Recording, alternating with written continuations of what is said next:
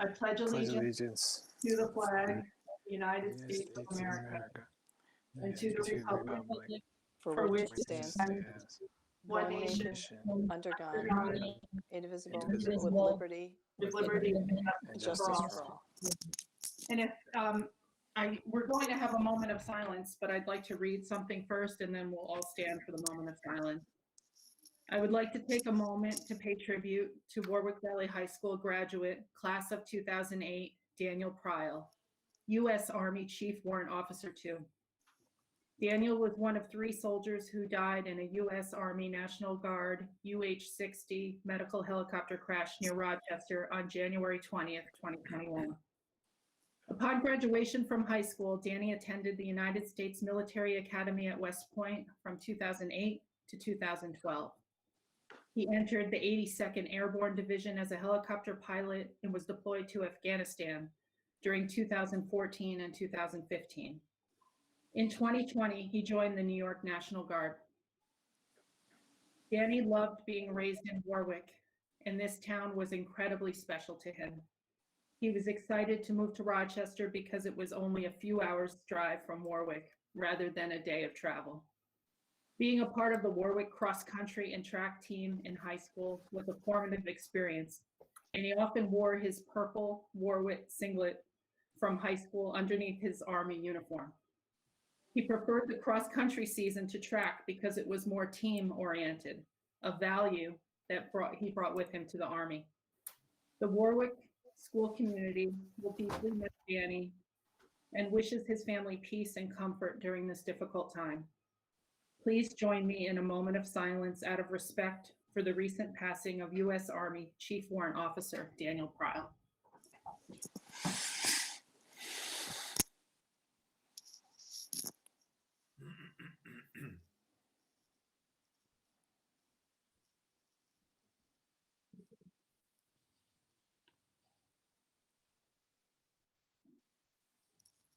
Thank you.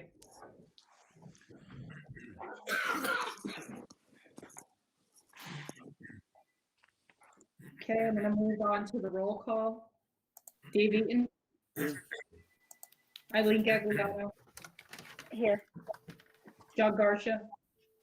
Here. Denise Ginley. I'm here. Robert Howell. Here. And Lillian. Here? Dory Macefield. Here. Keith Barton. Here. Thanks, everyone. I would like a motion to approve the minutes of the January 7th, 2021 regular meeting of the Board of Education. So moved, Lynn? Second, Dory. Thank you, Lynn, and seconded by Dory. Any discussion? Okay, before we move forward, someone is not on mute, and it's hard to do. So if everybody could check their mute button, that would be fantastic. I just muted Tim and the noise went away, so I think Tim's the culprit. All those in favor? Aye. Any opposed? The motion is carried. We're up to comments on agenda items only, and the district clerk did not receive anything for this section of the comment. I'm moving right along into the consent agenda. I would like a motion to accept, approve, or authorize the consent agenda items as they appear on the agenda. So moved. So moved, Keith. Eileen. Keith was first, and then Eileen, I'll give you that second. Thank you. Any discussion? All in favor? Aye. Aye. Any opposed? The motion is carried. Dr. Lee, reports from administration. Okay, very good. Thank you, Sharon. Tonight, we will have our athletic director joining us. He has another event to be at, so initially he'll call in very shortly to talk about the high-risk sports resolution and plan for the district. So I'll just begin with an outline of what administration will be presenting this evening. We will have our principals do a quick update regarding each building. I will speak this evening about some potential changes and initiative with our Regents exams We'll do a brief overview of budget. We'll have 2 presentations this evening that will be published on our website. And similar to last year, we'll do videos to provide the community with updates as well. So we'll discuss that. I'll do a COVID-19 update. My colleague James Yap is going to do an analysis, share an analysis of our student attendance with you, given this unusual environment this school year with COVID-19. We'll take a closer look there. I'll also speak about, regarding our work with educational equity. So beginning with Regents exams, as we grapple with this pandemic and all the related challenges, I would like to shift our thinking a little bit from COVID for a moment, put some energy into something else. I want to offer a proposal for perhaps our eventual consideration and possible follow-up in the future. So it's not something we'll take action on immediately, but will certainly be discussions we'll have with our faculty, staff, community, Board of Education, et cetera. So before the pandemic hit, as you're aware, here in New York, the Board of Regents and the State Education Department, they were already examining whether New York State's current high school graduation requirements still were really appropriate in today's changing world. And if not, what adjustments should be made? And this is a huge question that's being considered at a time right now where the Education Department in New York is in flux. You have an interim commissioner, you have a skeleton staff working there. You've had change on the governance body, the Board of Regents, even with losing such a powerful visionary voice in Judith Johnson. Recently, my discussions with other tri-state consortium districts I've had, not locally, but districts that participate in the tri-state consortium, primarily Westchester, a little bit of Rockland and Connecticut. With those superintendents, some district curriculum leaders, teachers, high school principals, they continually tell me that requiring students to pass the state's Regents exams no longer really makes a lot of sense for really 3 main reasons. One, the exams themselves are not really well respected and are not generally seen as, they are generally seen, I should say, as limited indicators of what our students know and can do. The Regents exam scores no longer carry much weight with college and universities, and at least in my opinion, from my own personal experiences with my own children or the reading that I've done, and particularly with those schools out of state. And 3, the information tested is really disconnected from a lot of our goals. Most districts have these more highly valued student outcomes now, and certainly Warwick those. If you think about what we have delineated as the attributes or dispositions in our portrait of a graduate, whether it's a collaborator or a communicator, a creator, innovator, global awareness, or civic education, et cetera, those traditional measures driving our curriculum and our program probably are not the best measures to use to assess where our students are toward our goals. There seems to be a misalignment. And I don't think that's any new news for those of us here this evening, and probably many folks that are listening. In the midst of this pandemic, when you have a variety of student attendance models that are out there throughout the state and country, quite frankly, but speaking of regions in the state, the test results have even less meaning, causing the state to apply this year to the U.S. Department of Education for a waiver again, or a waiver in 2021. If granted, this would be the 2nd consecutive year in which the Regents exams have been dropped as a requirement for graduation. So in response, I'm thinking that this might be a moment in time to be, proactive, rather than, speaking to Megan McGordy about this today. And we were getting into a steep discussion about, rather than waiting for the appointment of a permanent commissioner or the creation of a new study committees and task force that the Board of Regents will likely do like they were prior to the pandemic, the Tri-State Consortium, on behalf of some interested districts, I think Warwick is at least interested in considering applying to the State Education Department for an indefinite waiver from some of the Regents exams and the creation of more relevant, meaningful, performance-based type of assessments that we've been talking about here in Warwick, at least since I've been here in 2013. So in my view, there are several salient points for us to consider. I think we should consider a pilot study in the future. Under ESSA, all districts will still be required to administer an English and math exam to students at least once in high school. So thus, initially, the waiver request would seek relief from history, science exams, for example. The waiver request would also seek to uncouple the English and math Regents exams from graduation requirements if proficiency in those areas can be demonstrated in other ways than that traditional assessment. The waiver request could include a 2-year period during which districts participating in a pilot would work collaboratively with one another to create different accountability structures built around a set of common activities and perhaps accompanying rubrics, such as the performance-based assessments we have been striving toward to develop, the portfolios of student work that we have in some subjects, sampling models, external peer review.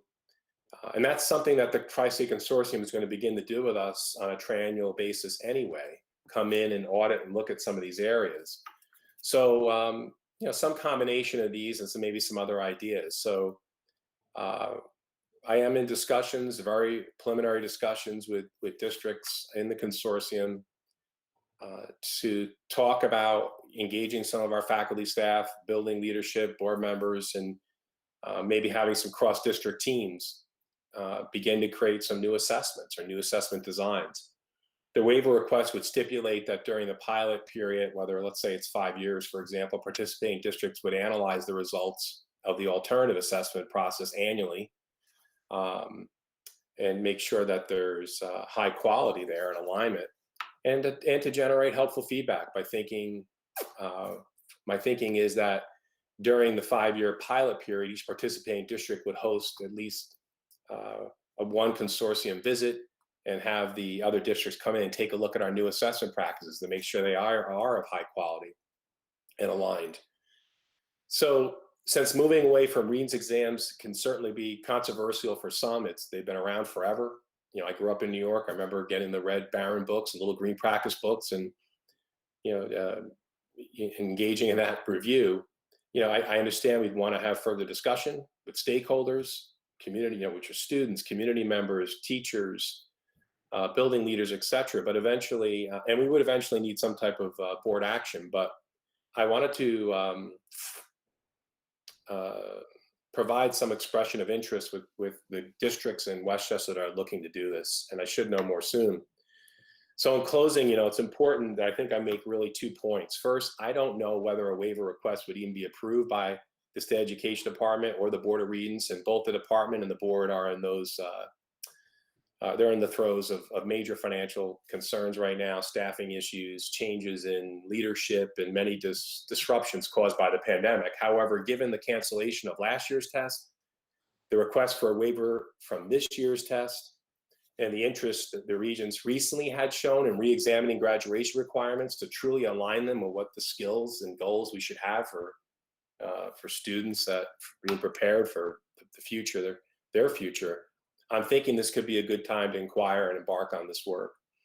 Second, if a waiver is approved, this will certainly be demanding and complicated work, and the change process is certainly never easy, and much more challenging and time-consuming, this kind of work, than simply passing out a Regents exam once a year or preparing for a Regents exam. And I'm not saying there's not some quality to those exams, and there's not a lot of hard work that goes into preparing students to pass those exams or do well in those exams. However, in making this proposal, I'm making it because I think that we've all expressed a desire for a deeper dive into our students' knowledge, coupled with the belief that improved assessments will generate even more teaching and more enduring learning, and allow us to really open up this curriculum and design curriculum that truly prepares students for their future and not their past. And while the Regents exams are still in existence, that they're always going to be a limiting factor of really pushing the envelope and preparing kids, I believe, to accomplish the goals that we've set out. So I wanted to share that with you. It's in its infancy, but I thought it was important to begin to have that discussion, and particularly in a formal setting like this, and to follow up, of course, with our very important stakeholders of faculty, staff, and students, and building leaders. I see my friend Greg Sirico now has tuned in, I think. I see a Warwick banner, and there's Greg. Greg, you're muted.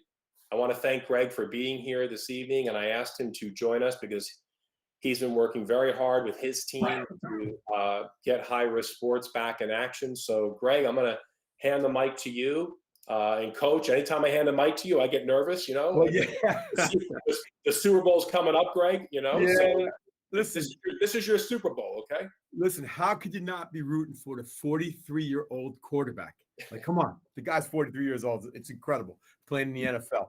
Hey, I want to thank Dr. Leach, and I want to thank Coach Garsh and the Board of Ed for allowing me to be a part of this discussion tonight. And I think you know, but I learned a lot from Coach Garsh about how important the other half of education is, and development of our students. So, you know, this is important. So if you don't mind, it's going to take me 3 minutes to get through what I was going to get through. And then I'd love to take on any questions that you might have, because you probably have a lot. Ready? Here we go. On January 20th or so, Governor Cuomo in the New York State Department of Health authorized the return of those sports deemed high risk in the state of New York. And when I talk about high risk, New York State had deemed basketball, wrestling, competition cheerleading, football, lacrosse, volleyball, and hockey as sports that were high risk classified by our governor. So the decision was deferred to the local county boards of health. Now, Orange Section 9, which we are part of, has I think they have 5 different Department of Healths that are in Section 9. So as you can imagine, that has been a challenge, as things in Orange County may be different than Ulster County or Sullivan County. So the scramble began. What the state of New York has done is taken the remaining part of the school year and broke them into 3 segments.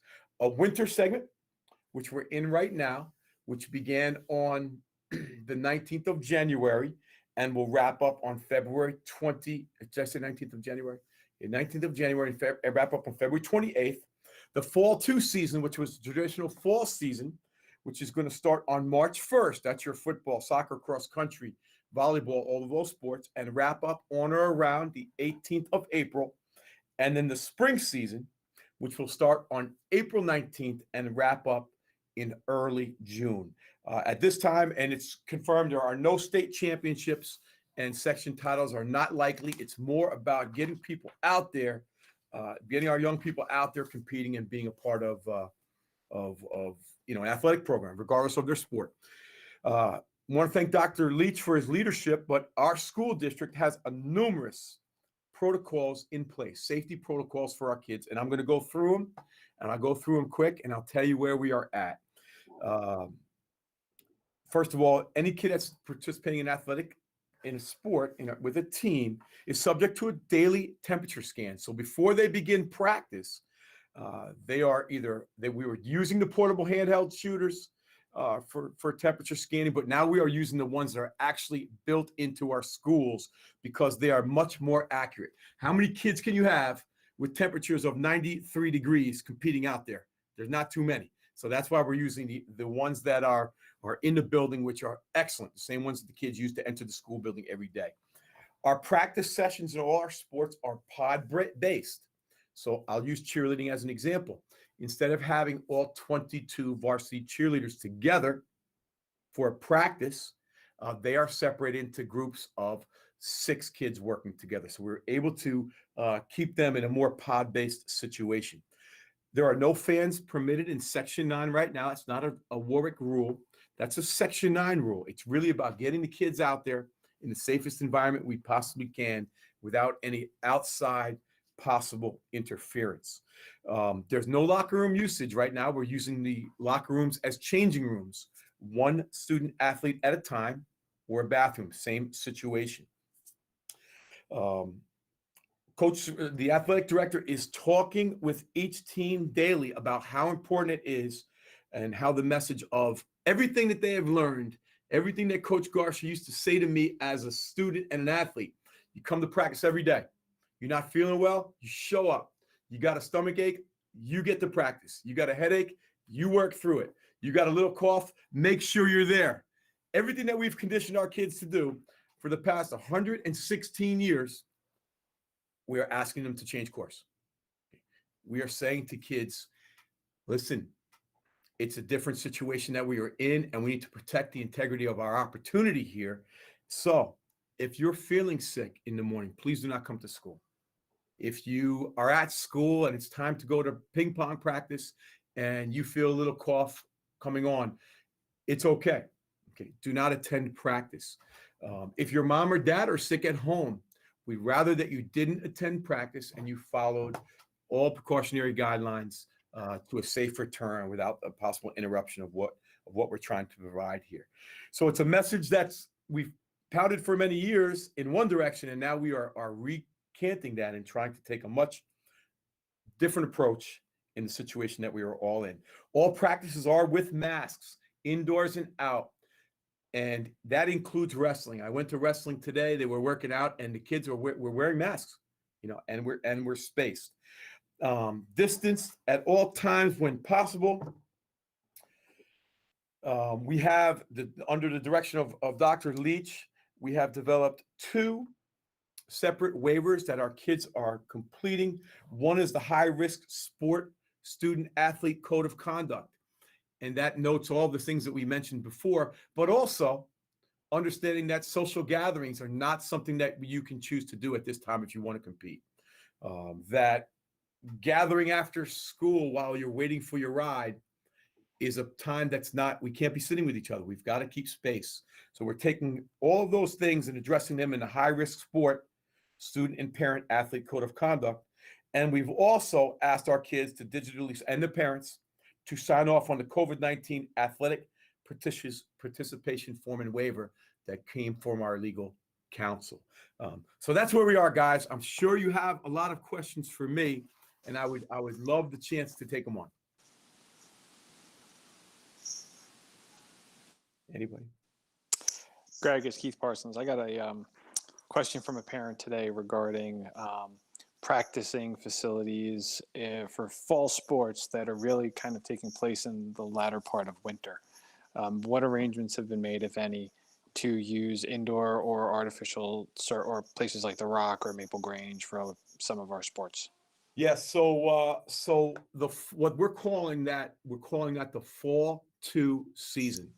And under Dr. Leach's permission, we have already booked Hudson Sports Complex, which is 2 full turf-size fields beginning March 1st, from 3 o'clock to 5:30 every night, to allow our teams some outside access, specifically our soccer teams, access to soccer fields and a surface that they can actually stand and practice on, as opposed to what potentially March 1st could look like in the great state of New York.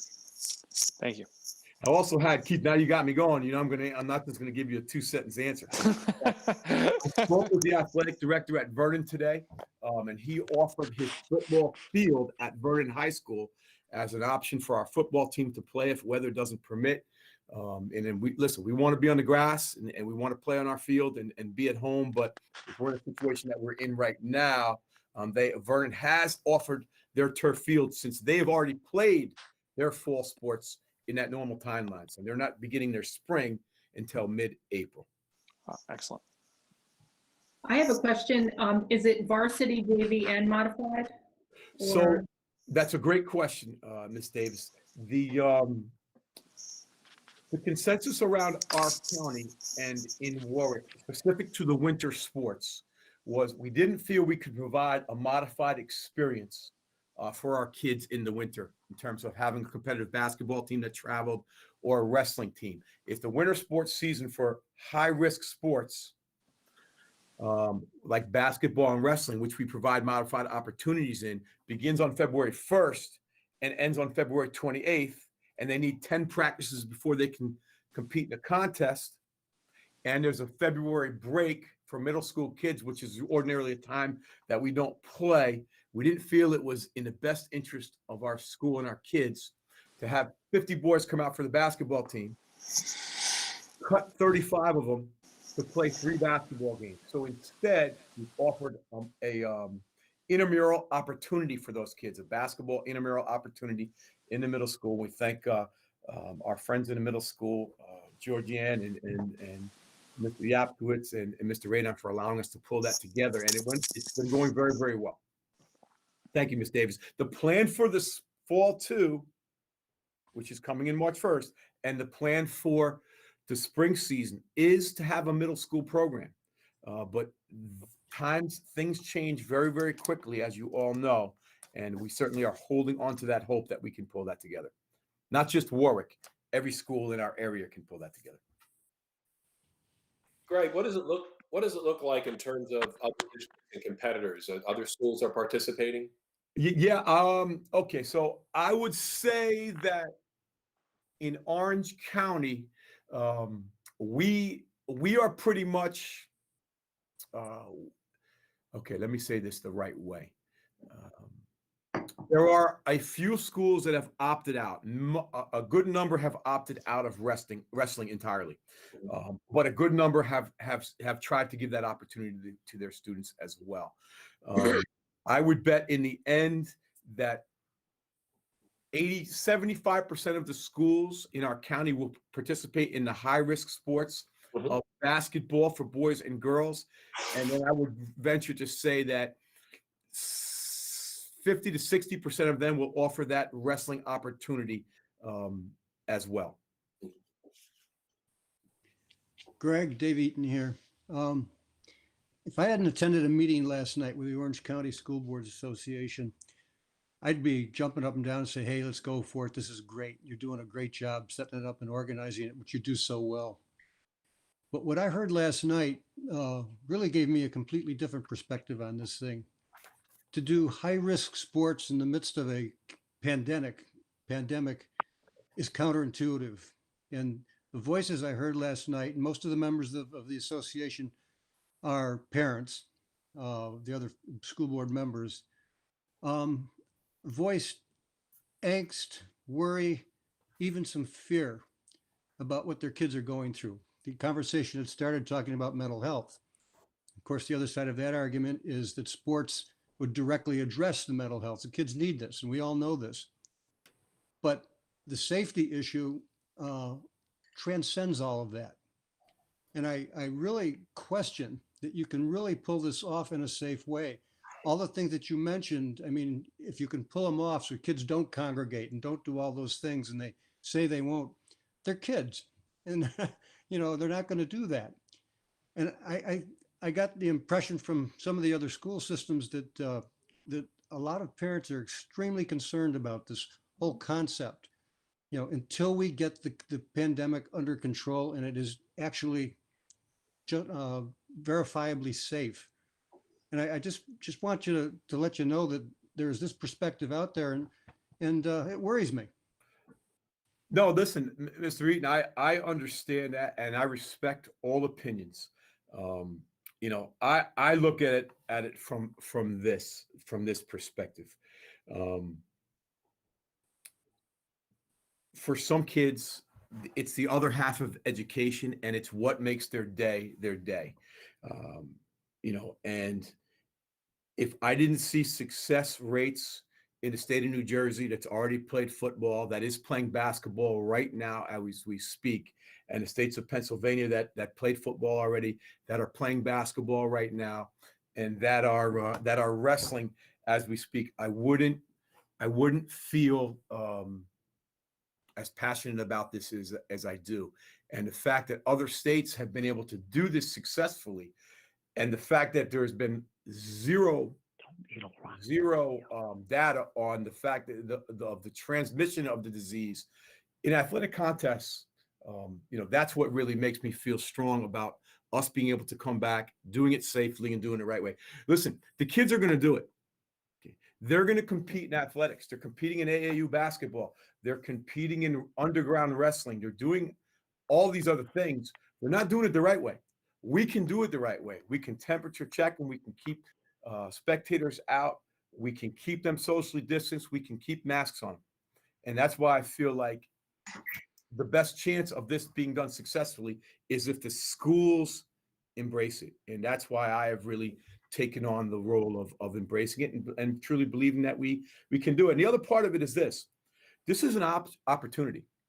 And if me as a father of 3 kids felt that this wasn't a safe situation for my kids or my family, I have the option to direct them into a different sport or not to allow them to participate. And I think there are many people that feel that this is an important opportunity for their kids. So I'd like to continue to I'd like to have the opportunity to provide it. Greg, this Yeah, is Denise Oh. Finley. I'm wanting to comment here as well. I think during the end of your initial comments, you mentioned the parent responsibility in this. I think in addition to all the angst that we're hearing that Dave is mentioning, we're also hearing a number of parents talk about how anxious they are to get the kids back to the sports. How do we really, really reinforce what you talked about earlier in terms of the parents understanding what this is and what it isn't, what their accountability is in helping us make this safe and being really accountable with their own with their kids in terms of what their role is. That's really important in my mind.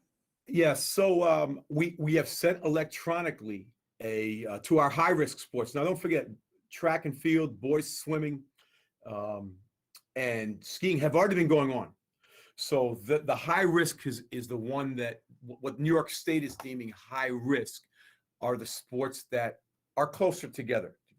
The athletes are closer together. So we send out an electronic waiver that spells out all of the what I had mentioned before, those forms, the Athletics Code of Conduct, and also the COVID-19 athletic participation and waiver form. And we asked not just the kids to sign off on that, but also a signature from the adult.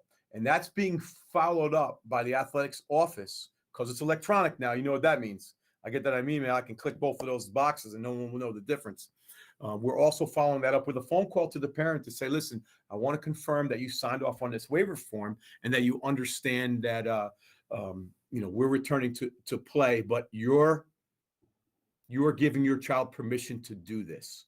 I guess that's the point. So we're touching those bases. We've also added the high-risk student and parent code of conduct and the COVID-19 athletic participation and waiver form, as well as the risk listed by the Orange County Department of Health on the athletics web page on Wednesday. I would also add, because I think Denise makes an excellent point in that the coaches and the students and the athletes that I've spoken to, the fear that they articulate to me is getting quarantined, the precautionary quarantining, and what that does to the team if they fail. So if a student isn't as responsible or careful as he or she promises to be, the ramifications are it can jeopardize the program for everyone, right? So, one of the players on the team, unfortunately, needs to be is infected. We could be doing some precautionary quarantining and not competing. So I think there's a sense of, I don't know if camaraderie or there's a common goal and everyone doing their very best to avoid that. Have you heard any of that, Greg? Yeah, I think the message from the kids, they're wearing masks all the time. And try playing basketball with a mask on. That is a challenge as it is, and they're doing it because to them it's extremely important to have this opportunity. And so we're in this together, and I think that's their mentality, and that's really the coach's mentality. That's the message that we're sending here in Wildcat Country. So we can control our own destiny pretty much in this if we abide by all those safety protocols and we give ourselves a chance. Listen, I'd like to know at the end of the day, as athletic director, my role is different than your role, and I understand that. But I'd like to know at the end of the day that I gave my student athletes those opportunities, and I exhaust every resource that's possible, from writing letters to the governor, to our local state assemblyman, to Section 9. I'd like to know that. And in the end, if it doesn't work out and the wheels fall off, at least I know that we gave our kids the best opportunity to participate in this as possible. Greg? I had a question. No, nobody appreciates what you do any more than I do, and you do it so well. But the COVID virus doesn't care. And the way it works, you get one asymptomatic kid, whether they're playing by the rules or not, and the thing goes bust. The pros don't do this with all the tools that they have to use. I mean, the basketball players and the football players have been unable to do this without risk. I mean, I feel I love sports. It was a huge part of my upbringing, and I empathize with these kids. I mean, they do need this, and they need it badly. But I just have trouble getting through my head that now is the time to do it. It's going on all around us. Can I follow on Dave's comment? Just my son plays on a club, Warwick soccer club, and they played through the fall and practiced a lot. And so I was wondering, actually, it's sort of a twofold. I know that groups of his friends that were not able to play on varsity soccer or JV soccer were gathering on their own without any adult supervision, which to me was fairly concerning. But I was wondering if there was like any kind of data or reports. I mean, because there was quite a few kids through Warwick Soccer Club that played all through the fall. Do we have a sense of, I never heard of any problems with it being spread. I was wondering, because you mentioned there was no data from other states, but. There is a ton of data out there, Ms. Macefield, that I would be willing to share. It'll probably take me about 10 minutes to gather it because it's on a computer that's on the other side of that office over there. I could get it, but there's studies from 5 or 6 states that played high-risk sports in the fall. And that was the big push from the advocates to say, listen, everyone respects the virus. I had it. I didn't know I had it but I couldn't smell bleach. That was a problem. But there's a lot of data out there that was done by reputable groups in the study of states that had fall sports, specifically the high-risk sports, volleyball and football, because you're indoors. And I would be happy to share that with you, with a case study of like 30,000 kids. That's a pretty good number. It's just going to take me a few minutes, and maybe Doc will let me back on in 25 or 30 minutes, and I can share it with you. And I would add that the Commissioner of Health and all the counties that participate in Section 9, Section 1, et cetera, Greg, correct? This was a joint decision. I'm not aware of a Commissioner of Health that's stopping sports. Is that correct? No one is stopping it. Everyone is treating it differently. And I think, Doc, you probably have experienced this. You're probably more frustrated because how a student is treated in Westchester County that's sitting 7 feet from a student with a mask on all day in class, and it's a surgical quarantine for that one student, and no one is around them if they're wearing masks and you're 7 feet apart. That's one county. And then another county like Orange County has a different approach. So I think there's a frustration level, with different sections and areas because of how differently things are being done. But there is no county health department in the state of New York that has not approved the return of high-risk sports. Now, some are requiring different clearances. Some aren't requiring the multitude of things that we are requiring. But I understand why we have to. Mr. House said, what does it look like if we were to visit the girls' basketball team? How does it look different now than it looked last year or the year before, for that matter? What are the mitigation strategies? Maybe those are questions that we should be asking a little bit more. Yeah, so I can tell you some of them. Aside from the fact that they're always wearing masks, they're working in pods, so in smaller groups. And in the old days, 10 months ago, the JV team and the varsity team would be practicing together. Those days are over. We had to make decisions on kids very early to give ourselves smaller numbers to work with and a safer environment that we could culture. Same thing with cheerleading or wrestling. Today we had a wrestling workout. We aren't in a wrestling room anymore. We're in the small gymnasium, the Higgins gym. It's a gym. So we have 22 kids. We split the gym into 4 different corridors. So every kid was only working with 4 additional partners. So we were able to separate them in masks, and the showers and locker rooms are off limits now. Now it's sanitary wipes that you wipe down with, and hand sanitizer to walk out before you head home. Now, Greg, what percentage of parents are electing to have their students participate? What is that? What would you ballpark that to be? In the high risk sports, and we're talking about basketball and wrestling, I would say that I have not noticed a kid who had played in the past that is not competing now. I will say this, a sport that doesn't have a high risk, such as indoor track, which is now outdoor track, our numbers are down.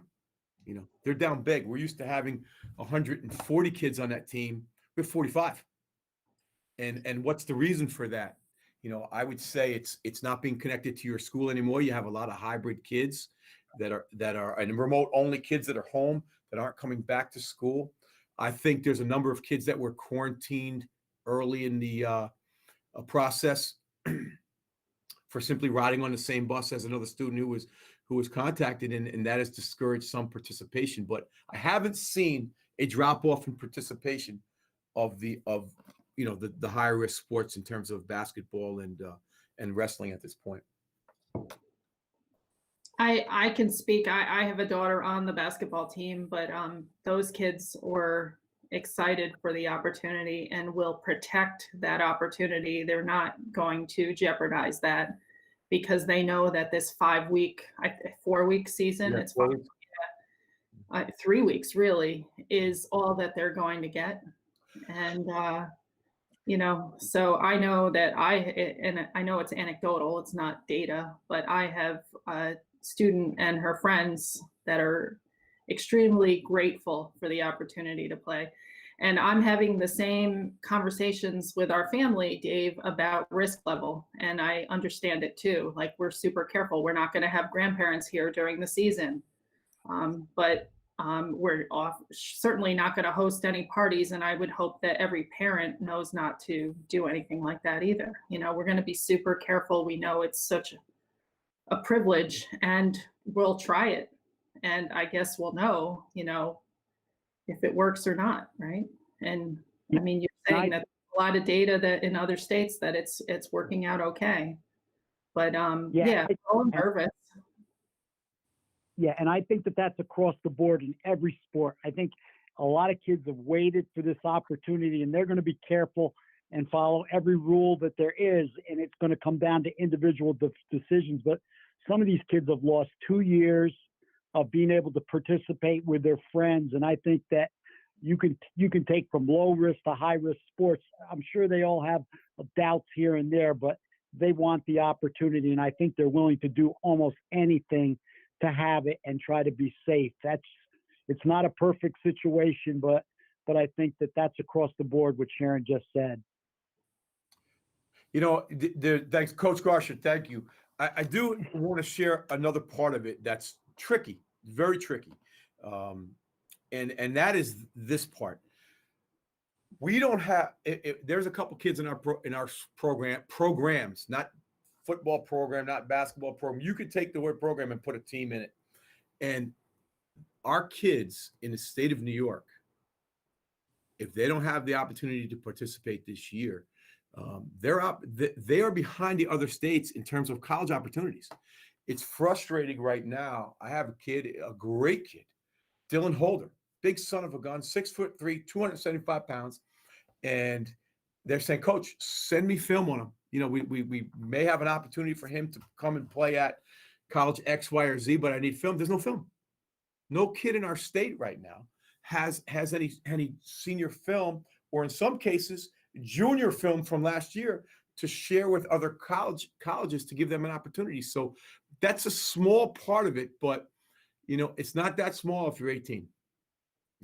It's not that small. And we just, my places to just give them that opportunity, even if that basketball team only plays, gosh darn it, if they only play 6 to 8 games, at least they had an opportunity to go out on that court and wear their jersey in front of no fans one last time.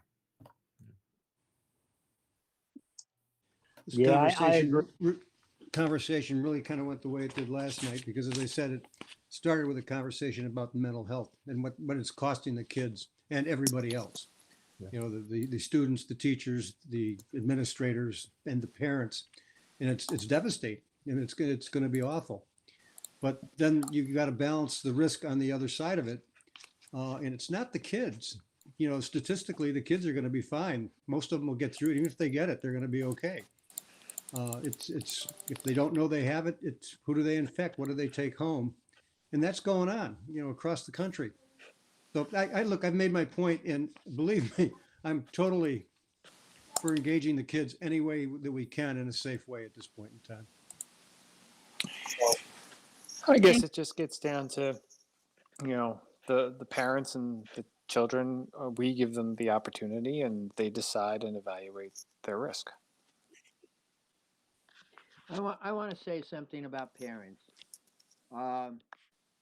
You know, we saw in the last 6 months, there's a huge segment of the population that has been told that this pandemic is no big deal. So we have households that you know, that believe that, and those kids are coming out of those households.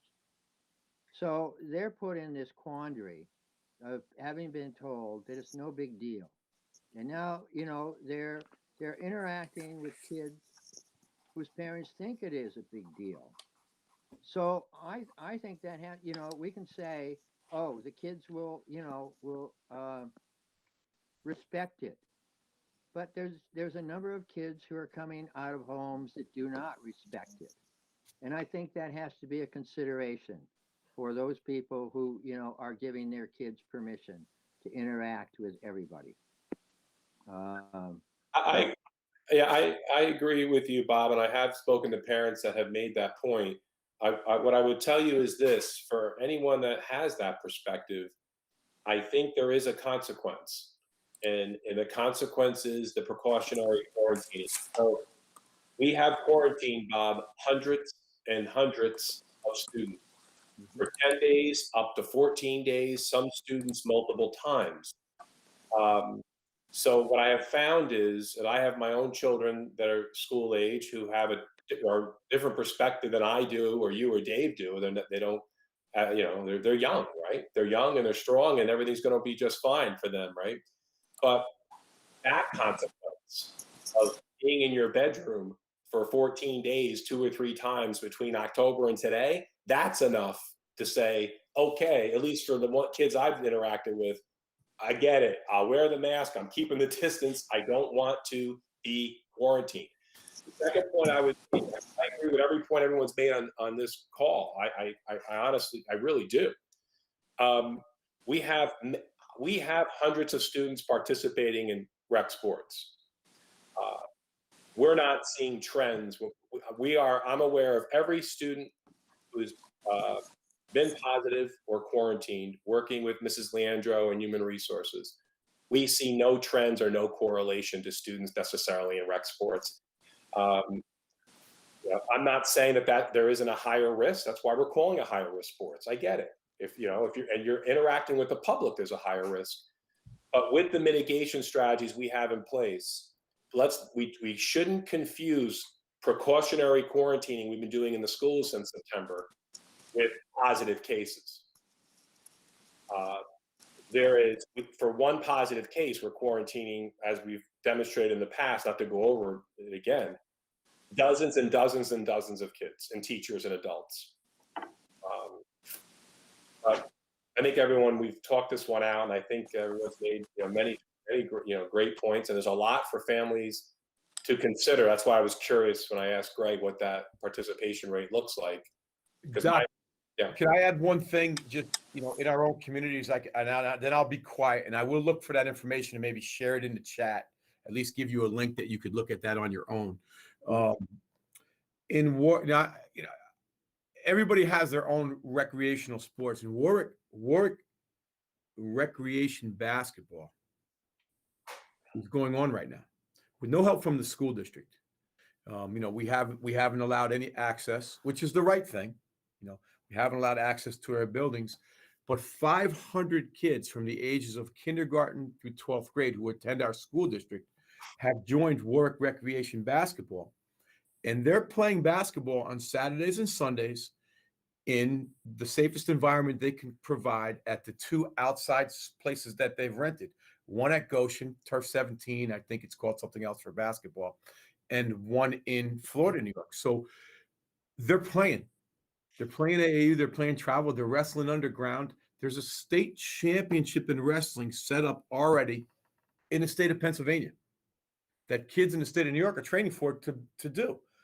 So I guess the point is, my final point is, it's no one can do it better than the professionals that you have in school districts. You have athletic trainers, you have doctors, you have coaches, you have athletic directors, you have you have teachers, and they're going to monitor it much better than anyone else can. Now, is there a chance that we could catch it? Absolutely. Someone could come in and we could have a case and we could have a quarantine situation, but it is going on in our own community. And I just feel that we could do a good job, probably a better job than anyone of monitoring that situation. I'll be quiet. Thank you very much. Well, thank you, Greg. We appreciate you coming this evening and being on the hot seat. So thanks for that. I'll move on. Thanks, Greg. I'll move on a little bit with budget. We will, as I mentioned earlier, we will publish two presentations. One will be on the budget development process, and the other will be first look at state aid and looking at a demographic study. So the New York State budget discussions for this next fiscal year, they're certainly heating up. And as you're probably aware, our elected officials have a constitutional obligation to pass a balanced state budget, New York State budget, by April 1st. And with state aid being about 25% of our revenue, it's certainly significant. Thus far, I've had conversations with a couple of senators, Skoufis and Martucci. New York State desperately, as you are aware, needs help from a federal stimulus package. While there are some state reserves and reductions that have been made and talks about potentially raising personal income tax on the wealthy, I'm not sure exactly what that means. Even the deficit for the current year is gone from 15 billion to about 7. So we are, anxiously awaiting more information about the New York State budget. Now, for the current fiscal year, as you know, once there was discussions of significant reductions, we made them. So if that money is returned, that'll help cover the about 3 million or so in PPE and COVID expenses that we are currently dealing with, currently incurring, whether it's the opening of the school or the temperature scanners or all the additional staff we've hired, clerical, cleaning, et cetera. I mean, there's a reason why you look around Orange County and districts our size don't have as much in-person learning going on. Not that I think by any stretch I'm thrilled at where we're at, but having every kindergartner, first grader, and second grader in 5 days a week, and then having the rest of the district in every other day, that certainly came at an expense for a district our size. So, but from a budget angle, we moving on to this process, we are waiting for further clarification and from the state. Now, the challenges remain the same. So state aid's a big challenge this year. COVID-19 and what will the end of this school year look like, and what will the start of the next school year look like? There's a lot of unknowns. So we've got some staffing issues to consider. We hired 35 or more part-time instructional aides. We hired about 9 teachers to make the distance learning academy work, to make the in-person learning work every day at the younger ages in particular. And I'm missing a lot. So from my, I'm not sharing it all off the top of my head, but quite a bit. And we're going to have to keep some of those expenses on. Local contracts, BOCES budget, Benefits, we're getting some good news. TRS is about stable. Health benefits, there won't be a significant or any increase in the premium. You always have people retiring or replacing people, more legacy costs as a cost, but that's good news at least. There's special education consideration, new student programs. Fortunately, our enrollment looks like it's stable, which is helpful. Hopefully we won't see any major spikes there. The tax cap threshold, I mean, it's been pretty clear given these economic times and direction from the board. It's pretty clear that we want to continue to maintain and enhance our program and do so at either no increase at all in the tax cap or very minimal. And a lot of that will be determined on state aid. If the state aid comes through the way the initial governor's run looked, then we think we can go out with a budget that has very little to no increase in taxes, or the tax cap threshold at least. So that's good news, and that took a lot of planning to get there. We don't know what unfunded mandates could be coming, so those are always those challenges that we're considering around this time of year.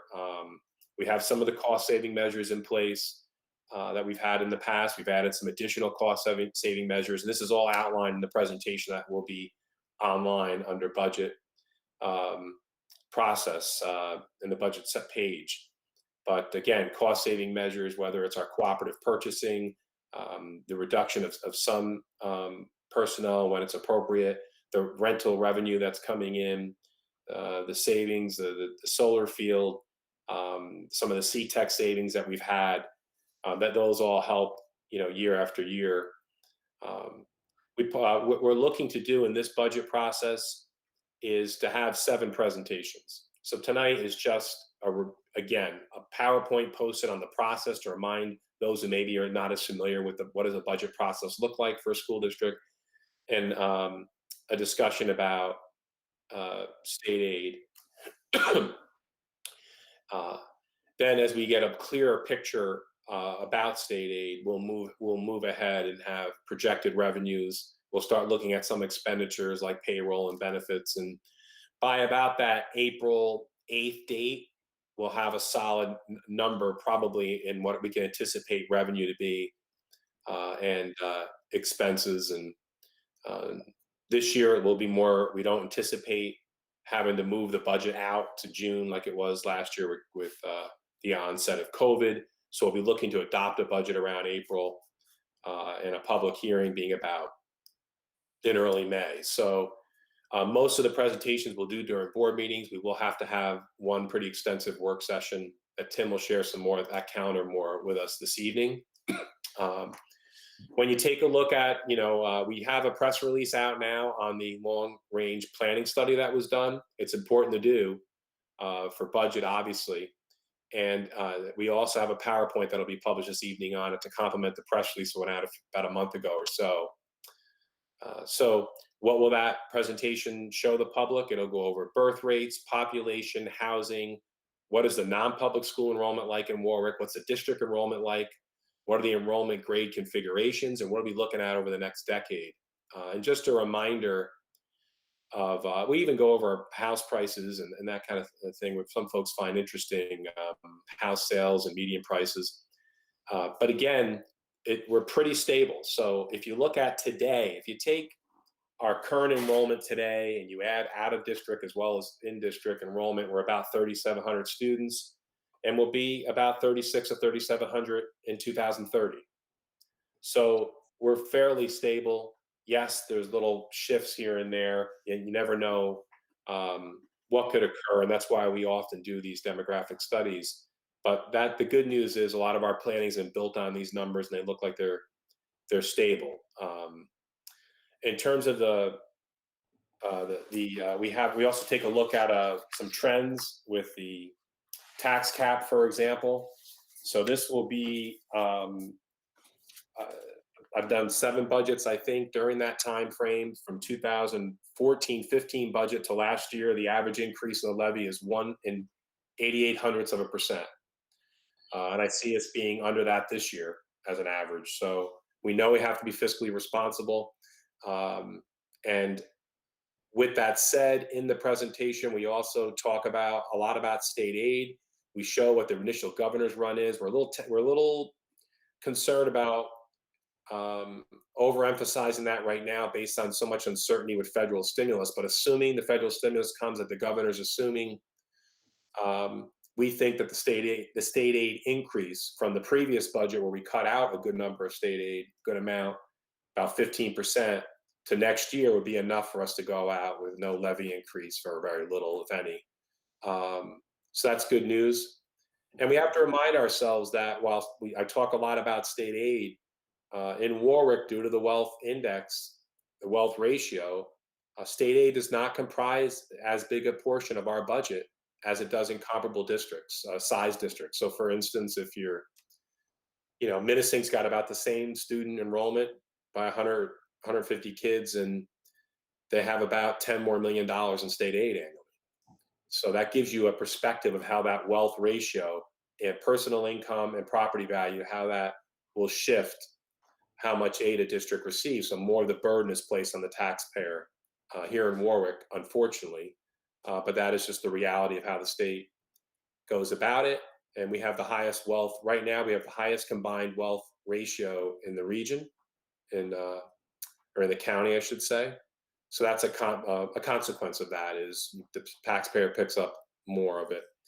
So 7 years, 1 88/100%. The last 5 years, 2% on the nose. This year, definitely we're looking at lower than that, unless there's some real curveball from Albany that we're not anticipating. In that presentation, we show where we're taking reserves, introducing them as a revenue. And again, just go over the state budget process a little bit as well. So that is the second presentation. It's 30 slides. We still always need advocacy. We ask that, like the tax cap, the minimum foundation aid increases be indexed to inflation. We think that's important, because if you look at our presentation, you'll see we don't really have much of an increase in foundation aid year after year. If there's going to be new mandates from Albany and new responsibilities put on the district, then we need new funding. And again, I've had some initial conversations with Senator Martucci, and I have not spoken to the assemblyman yet, but Bravenek or Schmidt, but I know there's a lot of uncertainty right now until they know more about the stimulus. So Tim will go over a budget calendar with you during the board reports. Again, and we'll have to make sure there's one date that isn't scheduled now, that to ensure folks are available. Moving on to COVID-19 update, we did go out with another notice this evening. Fortunately, the positive cases we have not resulted in significant quarantine the past few days. With that said, I've authored a letter to the Health Commissioner of New York State, Howard Zucker. And really, I'm not going to read the whole letter this evening, because I know we're over time with my report. But basically what I'm asking in this letter is, we need to adopt the guidelines that Westchester has and that Dutchess County have. So in those counties, they quarantine a direct contact. And a direct contact is defined still fairly liberally. Anyone that's around a positive case within 6 feet, and they're allowing districts to not precautionary quarantine hundreds of students, dozens of staff, and I'm not going to go over those numbers again and bore you. But Dutchess County announced this recently. Westchester announced it January 4th. They're highly successful. Their kids are coming into school. They're not shutting down their schools every other day. They're not quarantining kids needlessly for 10 days all the time. They're given the discretion to identify where there's a positive contact, a positive case, and to be very surgical in who's being quarantined. That's all we're asking for. Orange County is not budging on it. The health department, while they've been a great partner to work with in really all regards, respectfully, I ask again, I've asked the Commissioner of Health, my colleagues are asking the Commissioner of Health here in Orange County, we need to adopt the guidelines that Westchester and Dutchess have so we can keep kids in school. The transmission rate in school is extremely low. I don't have knowledge of really any cases recently that are transmitting. I'll never say it's zero. I don't have, I'm not going to live in la la land with that, but it is extremely low. and they need to let us stop doing all this. We've got to stop this precautionary quarantining. So Westchester was the only county I was aware of, because I would call my colleagues there and say, how are you doing this? Your kids are coming to school every day. How are you not having all these disruptions? Well, we're provided the professional judgment to look at a situation and say, okay, that student was positive. These are the students around that student. We'll quarantine that pod and we move on. Not a broad stroke of hundreds of kids and dozens of faculty. So, and now I see Dutchess County doing the same thing. So we are, as superintendents, also reaching out to the health commissioner of New York State, looking for more flexibility there. Because the reality is, when we were talking about sports, obviously everyone presented some very logical concerns, very important concerns. But if we're going to have the precautionary quarantine, that'll stop us in our tracks with the sports. If we have one positive case, it'll derail a team. So, and maybe justifiably if folks are in close contact, but if they're not, then it's unnecessary. You really got to look at it case by case. We shouldn't be shutting down an entire school bus because one student in the middle of the bus sat in a seat 8 feet away from anyone else, hypothetically, or 6 feet away. Maybe around the student, but not the entire bus and the bus driver for 10 days. I also asked in the letter to the health commissioner of New York State to please stop requiring a doctor's note to get kids back to school after they're quarantined. It's expensive, it's time consuming, it's upsetting the doctors. It's not needed. It's not, in my opinion, I'm not a health expert, but my superintendent friends in other counties, they don't have that requirement. And this is a real burden, and particularly burdensome on families that, are two families that are, the parents are working. It's expense for them. It's unnecessary. So that's in the letter as well. Along these lines, I asked James Japp to take a closer look at student attendance. So there's a few questions that I posed, and James, you were going to review that with us for a couple of minutes. Yes. So Warwick has always done a really good job with attendance and taking it very seriously, even pre-COVID. My office would meet with the school administrators and really just go over attendance. A few years back, it became part of the New York State report card as part of some of the federal regulations. And Warwick has always scored the highest scores possible, whether you look at it from growth year over year, or when you look at it at a single year, we've always scored the highest score possible. And with COVID, we saw that it became even more important for our students to get in front of the teachers. And we saw that as crucial.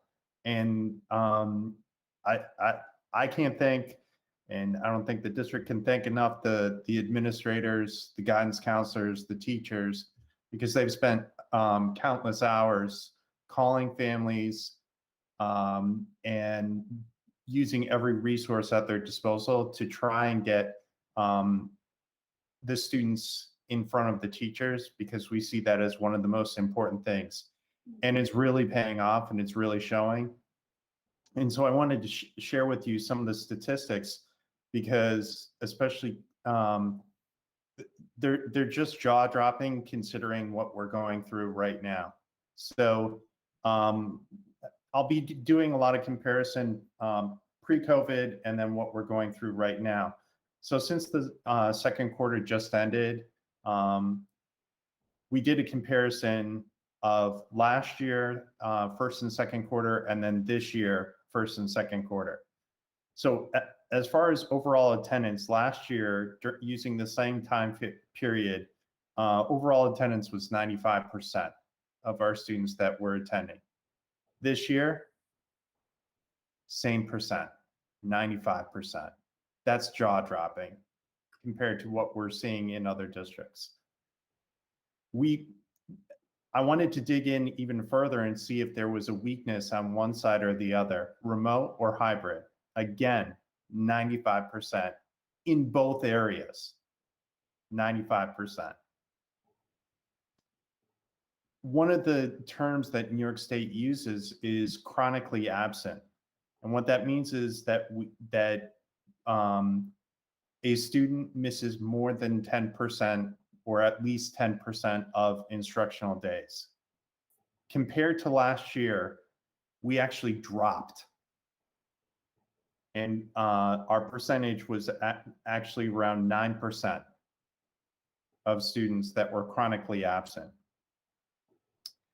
In New York State, they don't count kindergarten when disaggregating that number, but our percentage actually dropped. The one area where we saw an increase, and this kind of makes sense with everything that's going on, and this is an area that the administrators have spent countless hours on. When we do see a student that is chronically absent, then when we increase the bar and say, hey, how about students that miss 25% or more of instruction?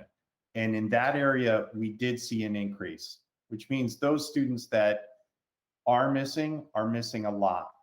And we're trying to work with a lot of different agencies. We're trying to work with our SROs. Our administrators are calling these families. We're doing wellness checks. We're employing every possible resource that we can. With the current technology that we have, we've been deploying Chromebooks, MiFis, and trying everything to get these students engaged. We've doubled our efforts in sending out communications in different languages, and BOCES has been a great partner when it comes to something like that. The last statistic that I'll just share with you quickly, that I think we're one of a handful of districts that can say this. When we raised the bar all the way and we said the number of students who did not log in or engage with remote instruction at all for the first 2 quarters, what was the percentage or what was the number? And the number was 0. We have no student that has not logged in at all, 0. And again, I just want to thank all the administrators at all the levels, the guidance counselors, and everybody that's involved, because it's just a huge effort to get to this level. And it really shows the effort that the whole learning community is paying to try and get our students the best education that they can. So, thank you very much. Thank you, James. That's important data to review. And, I'm glad that you kept on mentioning the building administrators, because when you think of their efforts, even with the not only attendance, which has been a huge undertaking for them and the guidance department and teachers, it really takes a village. But when you consider their efforts with contact tracing, we don't send out an automated phone call that says, hi, your child may have been infected, and then you hear from the Department of Health 9 days later, or 5 days later, whatever it is. We call it ourselves, and whether it's Saturday at 8 o'clock at night or Sunday morning or whatever, and we do so within hours. So, and it's not the most fun phone call to make. We've called a few homes on Saturday nights, and folks have let us know that they weren't too happy to get the call. But so I want to thank them for that, because it's a personal touch that I don't think is happening all over the place. I know it's happening in schools, don't get me wrong, but many schools, but not everywhere. And it's really been intrusive in personal lives. And so thank you. It is truly 24/7 effort. Lastly, before I pass the mic to the principals, I wanted to give the board an update in the community regarding the work we're doing with educational equity. As we strive toward ensuring that our schools provide each student with what he or she needs, and given the district's goal to prepare students for their future, and our belief that students benefit from diverse and inclusive schools and classrooms where all students, families, and school personnel are supported and welcomed. We're beginning to make some nice strides with implementing a plan designed to provide support in 3 distinct areas, 3 distinct ways, I should say. And during a pandemic, that's not easy work to really to get going. One is the professional development series, sessions rather. So we have been moving in that direction. The goal of the professional development sessions is to really enhance the knowledge regarding current research and practice related to educational equity, and to develop a plan for Warwick's implementation of the New York State Culturally Responsive and Sustaining Education Framework. That's the framework we looked at a couple years ago, and we have implemented components of, but we understand we have to continue to make progress there, and we're committed to that as part of New York State's curriculum. Also, support for data-informed inquiry into equity. So through a series of virtual focus groups and working with a facilitator, we're going to, information will be gathered and shared with the district regarding how school stakeholders, including parents, school personnel, students, et cetera, experience the district. And this qualitative data will be used in concert with the quantitative data that we'll gather either through student achievement results and through surveys to inform the design of the district's equity plan. And then lastly, working with this facilitator and consultant in the development of a district equity team. The support we'll receive will provide the district in its development of a district equity team, which will be critical, I think, in late spring of 2020 and moving forward, so that we can continue to make sure that every student is provided, that their needs are met. And we continue to really, that's imperative if we're going to achieve our goals as outlined as a district. So we'll be reporting more on that in the future. And at this time, like to ask our principals, each we're going to provide a very brief update at their level. And we'll begin with the elementary team. I will begin with Jonna. I'm sorry. Sure. Oh, Jonna. Okay, I'm sorry. Okay, Jonna. Jonna? I'll cut off the end of it. John, let's begin with our kids on Pond Island. My Sure. favorite, John. Okay, thank you. Good evening, everyone. It's hard to believe we're already into February and approaching the 100 days of school. It's nice seeing daylight getting a little bit longer each day, even though there's a mixed opinion as to whether the groundhog actually saw its shadow this year. Spring can't be too far, at least we hope not. Our students have been very busy working in all areas. Just to mention a few, working with alphabet, working with letter names, letter sounds, manipulatives, which I can't even say, counting objects and sorting items. We're developing their reading stamina and developing reading confidence. They've been participating with the PTA sponsored reading bees and bingos, working on buddy sounds, learning colors, shapes, sizes, working on math skills, adding and subtracting numbers, working on our 2 new sensory path courses, one on the first floor, one on the 3rd floor, and even working safely with scissors, which can be challenging. On February 11th at 7 p.m., we will be scheduling a virtual evening program for parents entitled Navigating the Emotional Roller Coaster of the New Normal. We're hoping to have quite a few people participate in that, and hopefully we'll fill you in on that as we go along. End of February, early March, we'll be putting together a self-workshop for staff dealing with reducing physiological and psychological effects of chronic stress. End of February, our students will be participating in a virtual talent show sponsored by our PTA. Look out, America's Got Talent. Our students will be also participating in Warwick's Spread the Warmth, a Pine Island Chamber sponsored distribution of mittens, gloves, hats, and scarves to communities for those in need.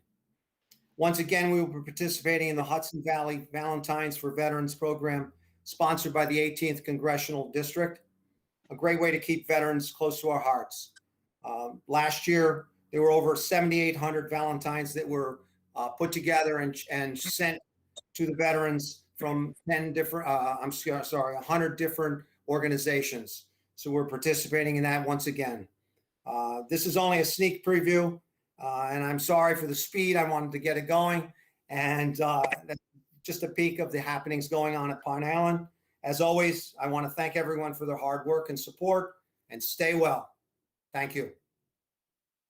Thank you, John. I think we're going to have your Pine Island update kick off every meeting from now on, so we can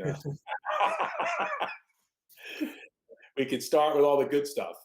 It's wonderful to hear that the children are doing well and the supports that are in place for them, and then the faculty and we're certainly proud of our faculty. And they've gone through a lot, going to new school and setting up new rooms and sort of waiting for the paint to dry, so to speak, as they're hanging their bulletin board. So we thank them very much for their ethic of care and their commitment to our kids. It's really second to none.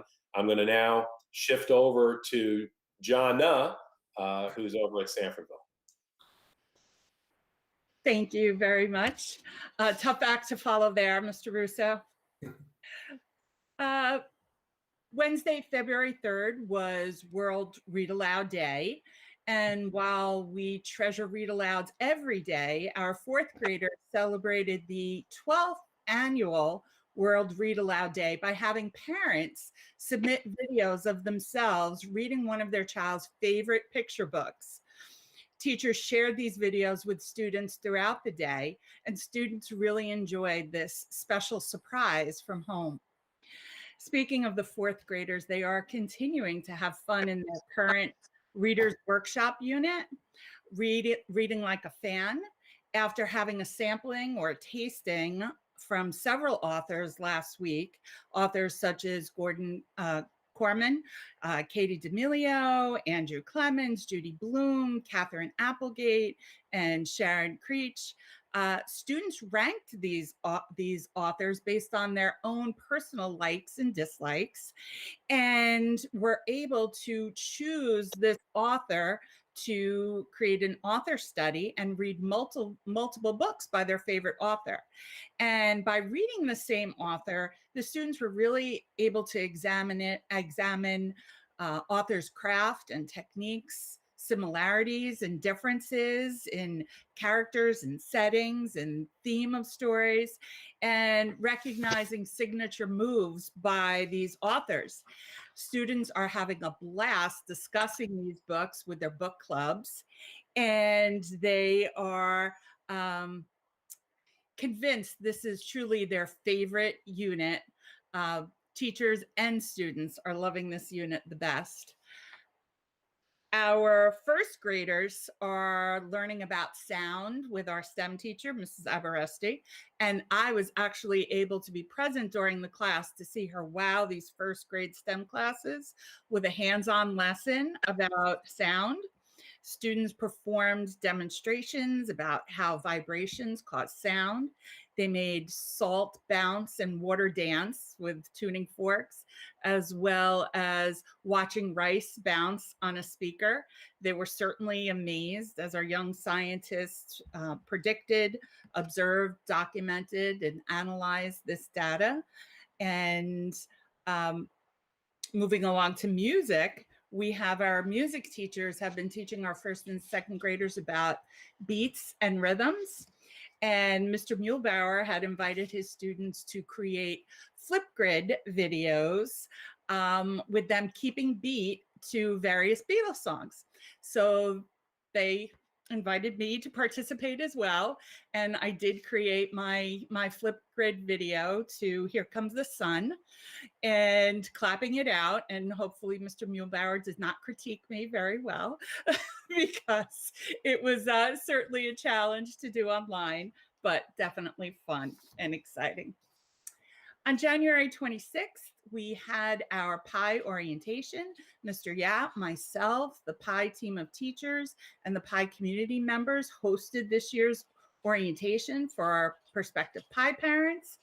And while school dismissed early because of the weather, we were able to hold our virtual meeting that evening.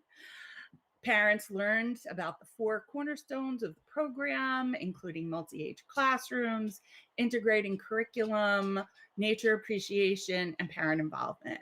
Presentation was followed by a question and answer session, as well as ways for parents to register their students. Following along on the lines where Mr. Russo talked about social and emotional learning and stress reduction, we've been excited to continue our partnership with Sensational Kids. Allison Morin from Sensational Kids has visited our last 2 faculty meetings, providing some activities for teachers to use themselves, as well as with their students. Allison also joined our virtual PTA meeting this month, where she spoke to parents, giving them information about the work she's doing with our schools and across the district for the past 3 years. She's explained what mindfulness is all about and led the group through some relaxing, refocusing, and re-energizing exercises. And parents appreciated learning more and experiencing the activities firsthand. Sorry, that's my dog. So last two things, we're working very closely with our PTA, are some upcoming fun things that are going to be across all 3 buildings. The elementary principals, we've been collaborating with our Sanfordville and Park Avenue PTAs to plan our literacy month, which will happen in March. This is our PARP program, or our Pick Our Reading Partner. And this will be for all 3 schools, and everyone at all 3 schools will be reading the same book and participating in these literacy activities together. Students, families, teachers, staff members. Stay tuned for the announcement of the book. Title will be coming soon. And Park Avenue and Sanfordville are also very excited as we are beginning our planning for our drama club productions. Our directors, students, and parents are eager to choose this year's production and to begin their planning of our virtual shows. So our students are excited to show off their talents while keeping everyone safe. Can't wait to hear what the shows will be. Thank you.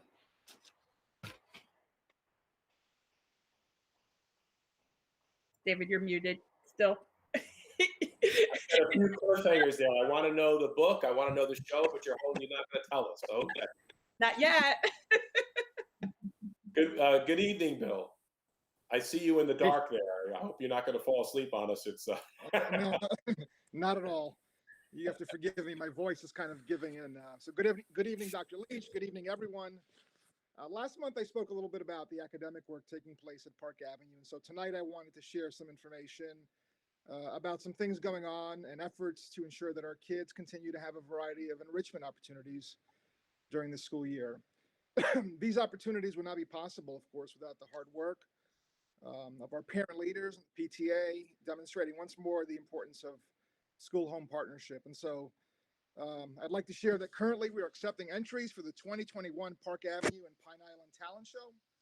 This year's production will be fully virtual. Students in all grades are welcome to participate, of course, and the final show will be distributed through a series of videos, 1 or more videos, depending on the number of submissions we receive.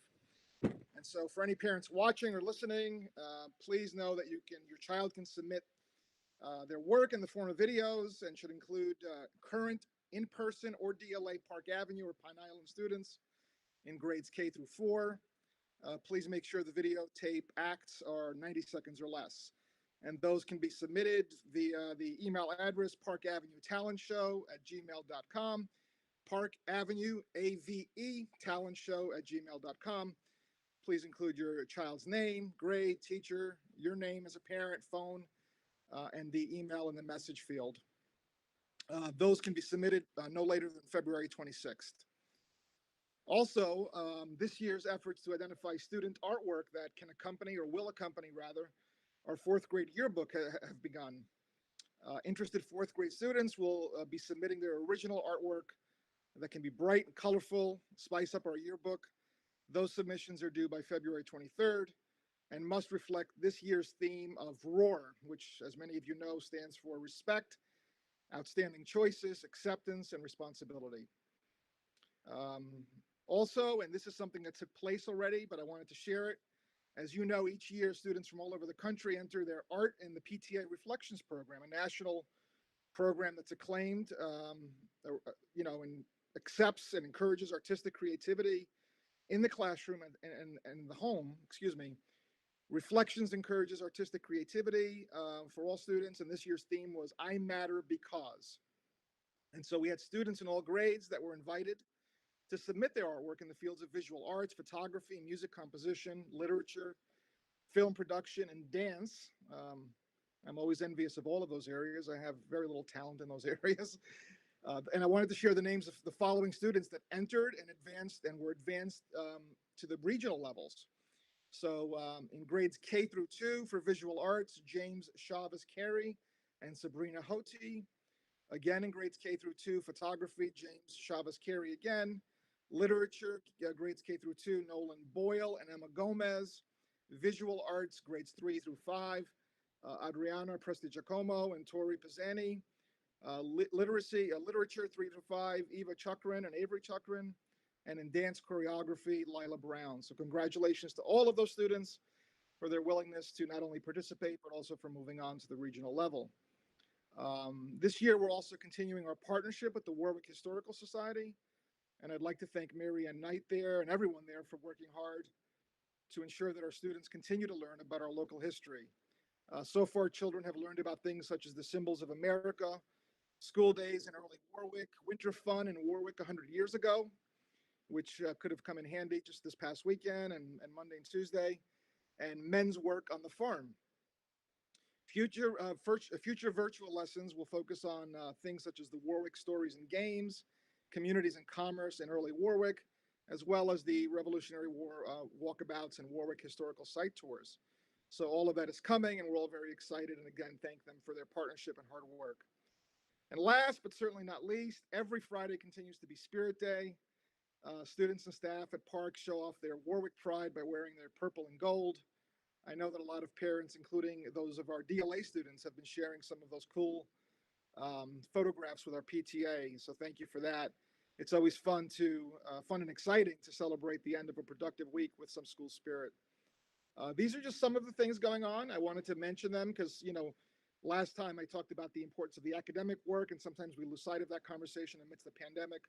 But certainly that's not all. And earlier we heard a lot about sports and how important that is. But these types of events also are vital in making sure that the children continue to have fun going to school. Although we mourn the loss of these experiences in person, we also want to celebrate that these things continue to go on. And certainly they could not be possible, as I said earlier, without our parent, volunteers, staff, and the students' willingness to be engaged. And so thank you. And I hope you all have a good evening. Very well said, Bill. Thank you. Georgiana, how are things at the middle school? I don't know after I heard what's going on at the elementary school. I think I want to go back. Sounds like a lot of exciting opportunities for our students. I'm excited to say that and at the middle school, our 5th graders are now moving into their nonfiction unit, reading unit. So they'll be developing their fluency and examining text features in the near future. And our 6th grade students are learning how to develop an argumentative essay. And if you were to speak to any of them, they've really begun to learn these lessons well. They are enjoying developing their side of an argument and sharing that information with you.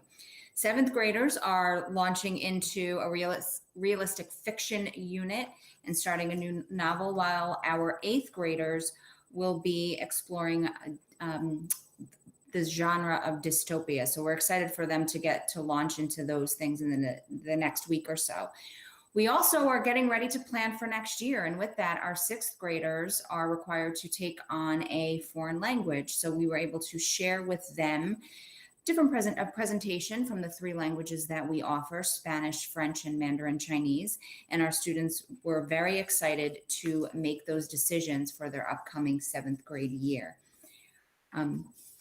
As you know, the start of the second half of the school year, we did have some students change from being completely distance learning to coming back into the building. We were very excited to welcome those students into the building, and we're very cognizant of the fact that there were many 5th graders coming into the building for the first time and had never had the opportunity to tour. So we set up times on the Saturday and after school hours and did individualized tours with these students. And they were so excited to see the classrooms that their distance learning teachers taught out of, and to discover that their distance learning teachers actually have legs. That was pretty exciting for them. They couldn't believe it. They thought they were just heads in a room. So that was very exciting for them. In January, we did a number of events in collaboration with the Prevention Coalition.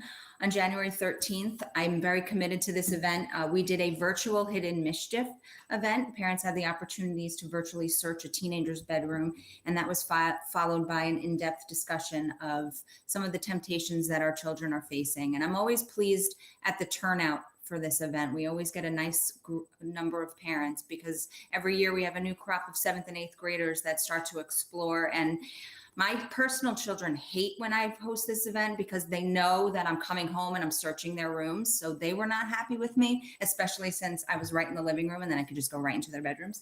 So that was great. We had a great turnout for that. On Thursday, January 21st, we held our bi-monthly Student of the Month virtual celebration. Our teachers nominate students every month for Student of the Month, and we have utilized our portrait of a graduate and choose a different characteristic of the graduate for teachers to nominate a student on. And then at these events, we share with the families what the teachers wrote about their child. And it's wonderful to see. The 5th and 6th grade kids are so excited. They're sitting next to their parents on the couch. They let their parents hug them. And then you have the 8th grade students who are not sitting on the couch with their parents and are telling them to just go away and not look at me because they get embarrassed. But it's a wonderful event, and it's nice to acknowledge our students in this way. On January 27th, in partnership with the Warwick Prevention Coalition, again, we hosted a family engagement workshop and had a guest speaker from the Port Jervis Coalition provide a number of different ways that you can engage your family in age-appropriate activities that aid in increasing communication. Again, it was a great turnout, and we learned a lot of stuff on how to, at different stages of your family, how to kind of get your kids talking and doing things with you so that you can create those relationships where they feel comfortable talking to you. So that was a great event.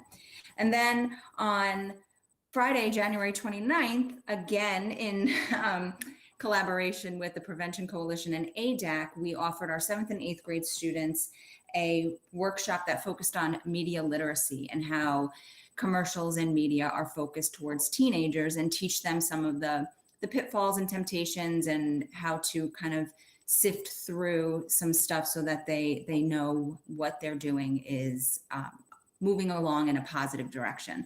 So those are some of the things that have happened. We're very excited for February to be upon us. We are planning a virtual Valentine's for Vet event for the students and looking forward to getting a lot of students involved in that. And then also doing a number of orientations for our 6th grade students going into 7th grade because their world kind of changes, and then for our rising 4th graders that will be coming into the middle school next year. So a lot of fun stuff going on at the middle school.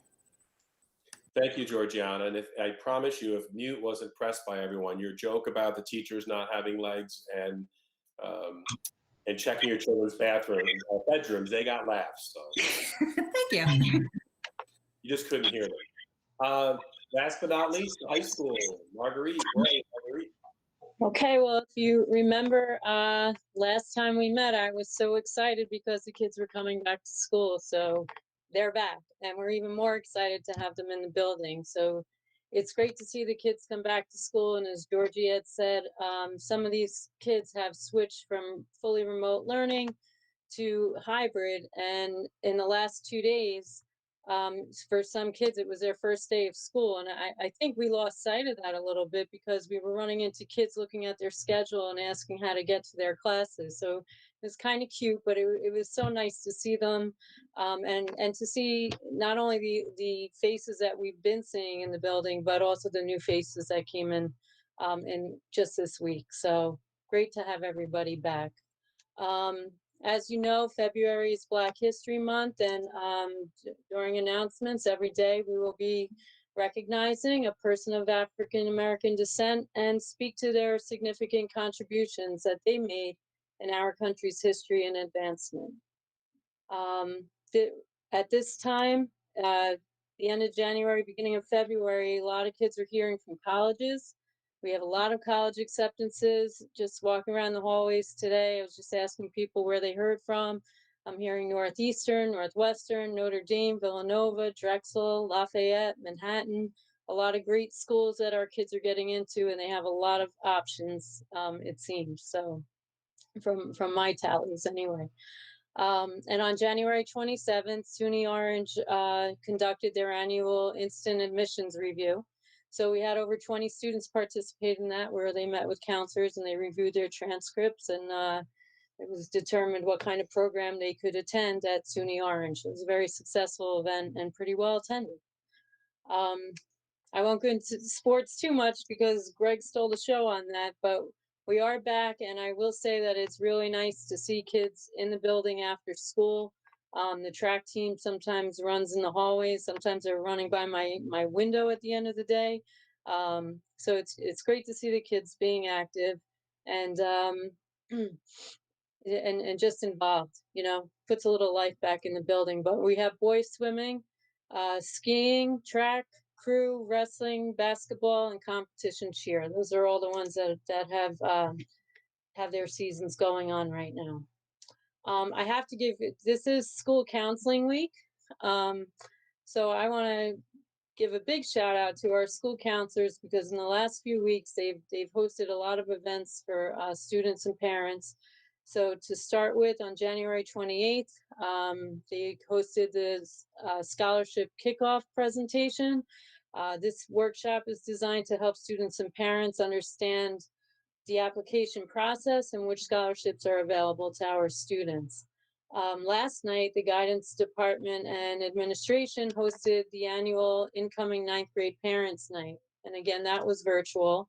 And basically our setup was we had a pre-recorded film that outlined and offered tips and suggestions for the transition into high school, not just for students, but for parents as well, and kind of give them a heads up on what they can expect to see during the transition, what's normal and new for kids as they enter high school.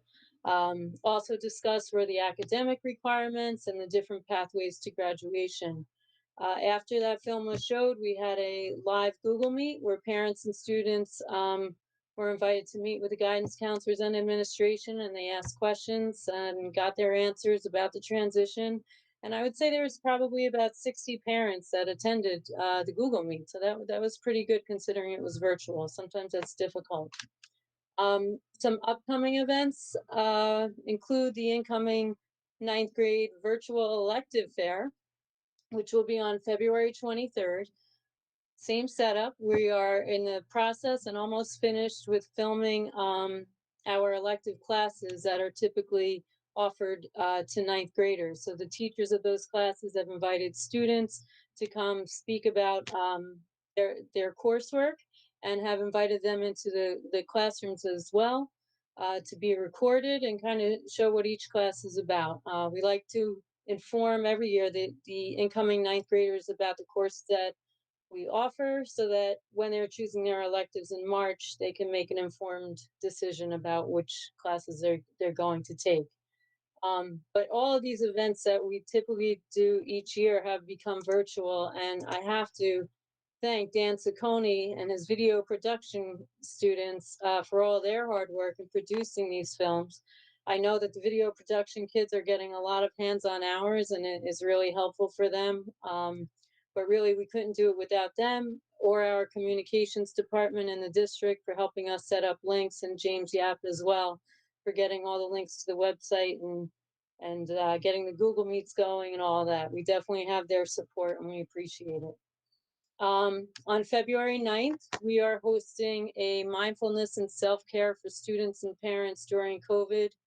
It will be an online workshop, and our guest speakers are Allison Morgan, who Jana so eloquently described what she does, but she's passionate about training educators and parents and techniques that develop skills such as self-awareness, compassion, and resilience so that they can model all of that and teach their own children those skills as well. So she kind of trains parents and teachers to turnkey some of these self-awareness skills that we all need in these times. Also speaking will be Dr. Kenneth Janowski. He is the Chief Medical Officer of Bon Secours Charity Health System, and he's going to be speaking about the public safety measures that have been put in place in local hospitals, and will provide parents and students with methods to keep them safe during this time as well. And he'll be taking questions about any COVID type issues that families have. Information was sent out today about that event.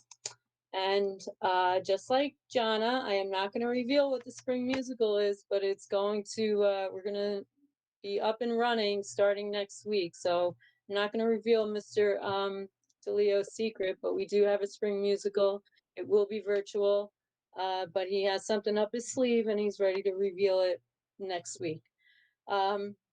And finally, our superintendent spotlight this week was Julia Mosier. And I just want to give her another shout out for being selected to the All Eastern Honors Mixed Choir Ensemble. There's very few kids in the Northeast who are selected for this. So it's quite the honor. It's a prestigious honor. And I spoke with Julia the other day, and she was really excited to find out what musical compositions they're going to be performing. She was super excited about it. So we're really proud of her and very happy for her. And that's what's going on at the high school. So thank you. Thank you. There's certainly a theme of the whole child and the extracurriculars I'm hearing, the mental health, the focus on academics, the engaging parents and the community. I mean, there's so much good that our faculty, staff, and administrators at the building levels are accomplishing. So thank you so much to all of you for such a thorough report. And folks, that's a record for our administrator report. I confess it's probably the longest ever, but there was a lot to share. So thanks. You know what? It's so important, and it was so comprehensive, and we're so student focused as a district, and it's important that we take the time. So I'm sure we all don't mind being here a little bit longer. Thank you. I think we're up to reports from Board of Education. The first report is advocacy and OXPA. I don't think we have any NISBA updates, but Dave, did you want to share anything briefly about the meeting you were at last night? I think I've already spent more time on it than I'd planned to. You kind of got the gist of what the meeting was like, what the tenor of the meeting was like. We talked about whether or not we're going to have petitions for school board seats, and they were getting ready for the Capitol Conference. Then they got off into the mental health, and frustration started to come out, and the sports, and at the end they have everybody go around and just kind of do a little synopsis of what's going on in their school district. And I think Warwick usually is near the end, and we were again. And where everybody else, I mean, some of these schools are in crisis and are really having a tough time, and we're lamenting about all the things that weren't happening in their school systems. And it gave me the opportunity at the end, and one other gal did the same thing. This is, wait a minute, there's an awful lot of good things going on in our school, a lot of which we've just heard about from the principals. And, we talked about the virtual things that we're doing, the music that's going on, and the positivity things that are going on, and plus the incredible effort and creativity by the staff, to make these things happen. So I ended at least up on a positive note last night, but it was really an intense night. So that's it. Well, thanks, Dave. That's we appreciate that you go to that every month too for us. It's fascinating to hear from other schools. Yeah, I'm going to move right on to the audit committee report. So we finalized the budget calendar, and as Dr. Leach mentioned, there's 7 presentations. Tonight we covered presentation 1 and 2, which is the budget development process and state aid update along with the demographic study. March 4th will be presentation 3 and 4, which is projected revenues, payroll, and benefits, and then we'll have the transportation fleet report. April 8th is not scheduled. We're going to have to schedule that one. That'll have to be a work session. That's on the revenue update and expenditures. April 22nd is presentation 6, which is the overview and adoption of the budget and the property tax report card. And then May 8th, we have the public hearing and on the proposed budget. And then we have the 18th of May is the budget vote. Great, thank you for that schedule. A lot of meetings about the budget coming up. Policy committee.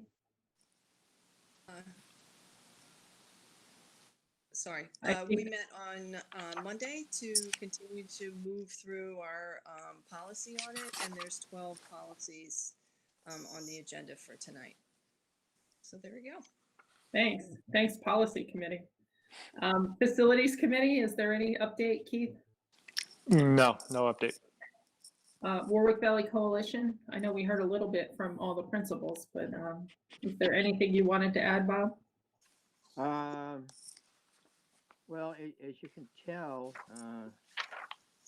our coordinator for Frankie, I'm just very impressed that she's able to keep her enthusiasm. I mean, she came on and boom, we went into, the pandemic and the lockdown. Let's see, just one of the forums at the middle school, I just had that, we said there were a lot of families. Well, at one of them, they had 40 families. And I think that's a very impressive number to participate. I think that was Hidden Mischief. The middle school also evidently has found a teacher to coordinate the SAD program at the middle school. I think one of the real important things about that is that it coordinates with the high school, and then the high school SAD team works with them. So there's this really nice, back and forth that the middle school kids get from the high school kids. It's very nice. And I believe that Frankie also made presentations at the middle school telling the kids basically what is the coalition, which I think is something important to do, because kids can hear about it, secondhand or a little bit, but really to have a presentation was a very nice thing. And my understanding is that we're going to have a new survey done of the kids this spring, and that'll be done through the coalition, through the middle school and the high school coalitions. Survey on drug and alcohol use and kids' knowledge of how prevalent is it and how available is it. And my understanding is that then coalition will also be funding that. So that's basically what's going on there. Thanks, Bob. And Kelly, I know Kelly Sullivan, you've had a long day. Are you ready to give us a little update? Yes, absolutely. Okay, so to start off, we've had a few members of the high school Interact Club help the local Rotary organization in the collection of over 7,000 masks. And they also helped distribute these masks to members of the community, like first responders, senior citizens, veterans, etc. Members of Mu Alpha Theta and National Honor Society have continued their efforts in tutoring the underclassmen across a whole variety of subjects. Their numbers of students who have attended these sessions has been slowly increasing, which is good to see. So it's nice to help them out with that. Mu Alpha Theta members have also continued competing in the Rocket City Math League competition, which is an event where they kind of like take a math test with like really advanced math questions in a 30-minute time slot, and then they get graded, like they get sent to the Mu Alpha Theta like national headquarters, and then their like scores are like logged, and it's like a 3-part thing. So we have just completed the first round that actually counts, so that's exciting. Seniors have also had the opportunity to pick up their student apparel and to wear it. One of the designs actually was designed by a senior herself, Leanne Tanner. She's very talented. I bought the one that has her design on it, and I love it. It's super pretty and cool. And then a whole bunch of the sports are back. I can speak from the student perspective. I'm actually on ski team, so it's super fun, and it brings me like so much joy to get to like go there after school and just like see people there, just having like a really good time. and it's just like a nice like stress reliever kind of for your day, just to let it all out and to like do something that I haven't had the like opportunity to do it in a long time. So it's very comforting, and I don't know, it's a very nice, I'm very lucky that they've been able to bring that back. And last but certainly not least, senior Dan Jackson has broken 2 school records. One of them was his own in the 100-meter butterfly, and then he also broke another record in I believe it was the 200-meter breaststroke at one of the recent swim competitions. I believe it was last week. So a huge congrats to him for that. And that concludes my report. Thanks, Kelly. I'm most excited about the math geniuses. I want to say thank you from the Rotary Club. What Interact does is amazing. I think you folks also helped out with the flag memorial that Rotary was participated in with Danny Priel. But thank you. Absolutely. Thanks. I think that concludes our reports. And now we're up to recommendations from Dr. Leach. I'd like to make a motion to approve the personnel and CSC agendas. So moved, Eileen. Second. So moved, Denise. Eileen and Denise, any discussion? All in favor? Aye. Aye. Any opposed? And the motion is carried. Thank you. All right, we're up to new business. I just have to make sure I'm not on mute. Okay. I would like a motion to approve a budget increase of $200,000. So moved, Keith. Second, Dory. Keith, and that was Dory for the second. Any discussion on this? I can just explain the budget needs to be increased by $200,000 to cover the cost of Park Avenue building repairs due to the recent accident. The revenue from the insurance company will offset this cost. So, all in favor? Aye. Aye. Any opposed? The motion is carried. I would like a motion to approve the CSEA supplemental memorandum of agreement as it appears on the agenda. So moved, Dave. Second, Eileen. Dave and second, Eileen. Any discussion? All in favor? Aye. Any opposed? The motion is carried. I would like a motion to approve the resolution authorizing participation in higher risk sports, boys and girls basketball, wrestling, and cheer at junior varsity and varsity level, and intramural sports at the modified level as it appears on the agenda. So moved, Dory. Second, Eileen. Second, Denise. I think Eileen got you before Denise, sorry. Any discussion?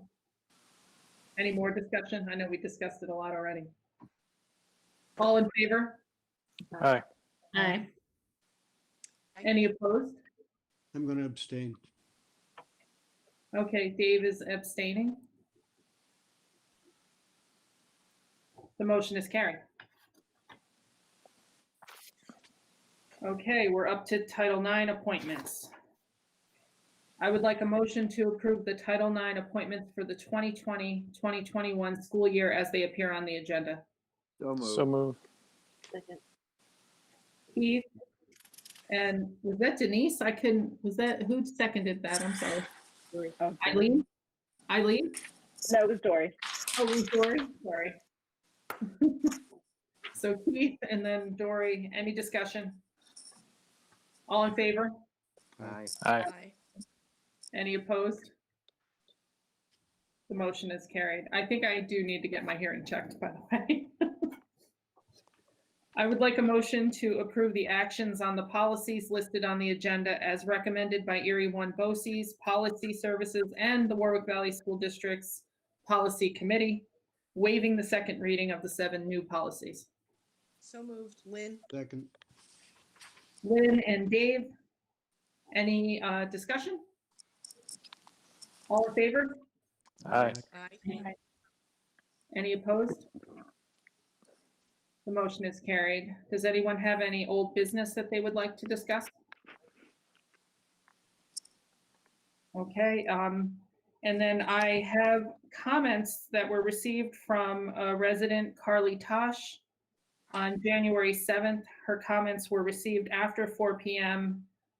So we're just going to read her comments today. But they pertain to some stuff that happened last month. So, and she is a resident. I am so appreciative of the time, energy, and encouragement that my children have been receiving from their teachers who are working from 3 of our district schools. Much attention has been invested in the uniqueness of this particular academic year. It is unique. It is also an opportunity for us to address some of our ongoing educational experiences that are in need of reform, such as inaccurate or incomplete stories that become no more than mythos that have been and are continuing to be taught in our classrooms. According to Banks, 2003, the main goal of a multicultural curriculum is to help students develop decision-making and social action skills. So when we teach students from a variety of viewpoints, critical thinking, reflection, and action are promoted. And while I would really like to see a more inclusive curriculum, it is evident that no one curriculum can ever be absolutely complete. So we need to present students with a broad range of information. They must learn to read and write critically and in the service of social justice. It would be meaningful for the children to be encouraged to reflect on multiple and even contradictory perspectives in order to understand reality more fully. For example, in my home, we use multiple perspectives from multiple sources so that our children are prepared for whatever stories are shared within the classrooms regarding Indigenous peoples, colonizers, and explorers. Over the years, my children have come home distressed by the limited presentations of Columbus and Indigenous peoples. So we've created this family time as an attempt to address what's become a myth and reflect on how that happens and what responsibilities we all have in actively not colluding with hurtful, racist, and oppressive practices.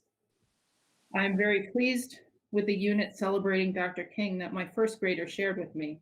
The 2 weeks were full of dynamic lessons using multiple sources and perspectives. The class studied Dr. King's life and legacy, as well as American history, and the children were empowered to think about their impact on the world. Unfortunately, many of my friends shared with me that their children in other classes did not study Dr. King at all. Could it be that MLK study and celebrations are overlooked in other classrooms? Such a missed opportunity. How meaningful of an opportunity for all our children to spend time using multiple resources and perspectives studying social action and civil rights. Yet these lessons must not be reserved for 1 or 2 weeks in January. It's really critical that these lessons are woven into the entire year so that the children can develop a deeper understanding of privilege and oppression, an appreciation for differences and the skills to cross racial, cultural, and religious barriers, and also a meaningful connection to our history, that they may reference our history as they are faced with challenges in our present and throughout their lives. I look forward to the many meaningful ways our creative teachers will continue to honor Dr. Martin Luther King and all those who continue to work tirelessly for peace. Additionally, I hope that the district and building administrators are investing the resources, energy, and supportive encouragement for the teachers and support staff as we all work toward addressing mistakes of the past and progressing our children's educational experiences. Thank you very much for your time and your tireless commitment to our children. Carly A. Tosh. So that was the only comment we received tonight. I'm going to move right into the board comment follow-up. Does anyone have anything they'd like to add? An excellent letter. Thanks, Dave. Okay, I'm going to move to adjourn the meeting. I would like a motion to adjourn the meeting. So move, Keith. Seconded. Keith and Eileen, any discussion? All in favor? Aye. Any opposed? The motion is carried. Thanks, everyone. Have a good night. Everybody, good night. Good night, everybody. Be safe. Everyone.